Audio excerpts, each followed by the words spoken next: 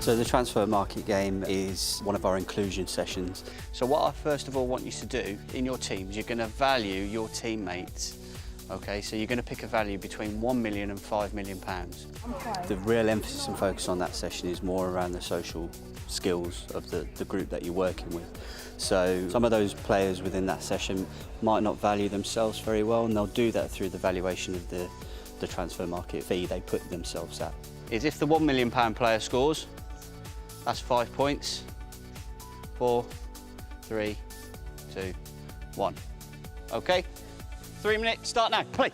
What it gives the rest of the group, it gives them a directed focus on how do they include them, because the actual risk and reward for them scoring goals is even greater, whereas again if you just put on a normal practice they might just phase out into the background of the session. Who have you put a bid in, or bids in for?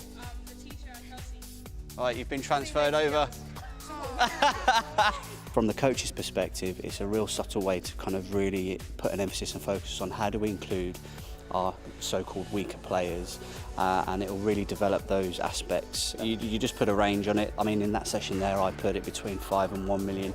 You could say to the players, you can range it between 1 and 10. They could put their own personal value on it. Again, give the players the ownership to value, because then that's a good indicator for the coach to see where they value themselves at. You think about your style of play now. You've got 2 new signings. How are you going to embed them in your team? Variation that you can also use is you can put certain strategies in place. So the adaptation I added to that is I made a combination link. So what would be a higher valued player, so your better or more confident player, I gave them a subtle challenge around, right, how do they link up with the weaker player to set that player up and score a goal, or can they combine together so that weaker player might set up the stronger player?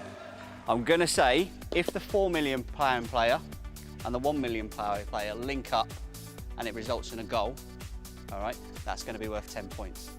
Hopefully those relationships will start to come off then and flourish.